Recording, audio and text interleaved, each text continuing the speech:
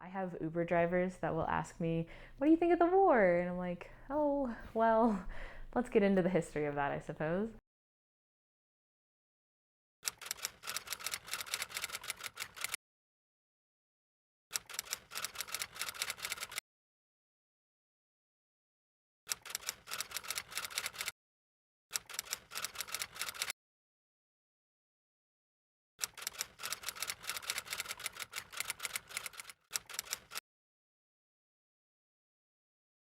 Studying the history of Russia, unfortunately, you can kind of see the Ukraine situation coming from a mile away. It's very unfortunate, but it is sort of a side effect of the historical legacy that Russia and Ukraine have together. When I originally got interested in Russian history, it was before the war, it was before COVID, it was sort of in a point where we weren't, like, the US wasn't geopolitically great with Russia, but it was livable. You could get a job, and now things have completely changed.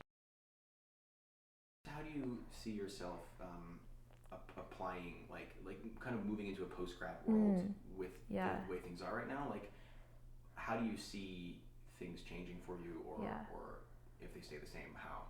yeah. I've thought about that a lot recently, especially like preparing for grad school, thinking of, okay, I need to go there. I need to go to Russia because I had planned to do it in undergrad, but things just didn't work out with COVID and now the war. But in grad school, it's a different playing field, and so there is almost a 100% chance that I will be going to Russia for an extended period of a year, most likely within the next 5 to 6 years.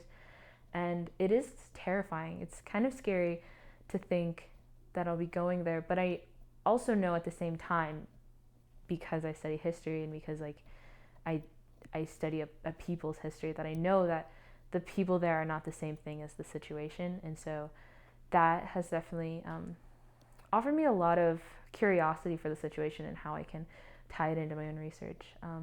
But it's also kind of, in a very interesting way, pulled me away from that academia that I first wanted to go into.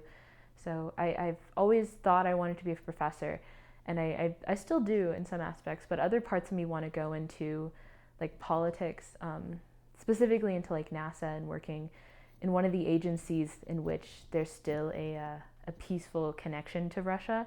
But I'm also now interested in like humanitarian work, like post the war, like going to Ukraine, working there, and then also like getting to hear these people's stories. Local history is so important. Everyone thinks, and I'm at the whims of this, that it's all about national history, it's all about global history, how do nations fight each other, but things are happening to people in towns, in small villages, like in Russia. And so I think like getting people the history that they have a right to as people of those areas, and like letting them know that there were people just like not even 100 years ago living through a similar situation, and knowing that like this is how it turns out, this is the signs we saw coming, um, that can really change how people think of things. In America, we see like people often not even knowing the history that they're ignoring, sort of that ignorance is bliss. And so, if we can get people the local history and then start there, then we can build on it and show them themes and patterns, not just in the global history, but in the local history, and the commonalities of mankind throughout time.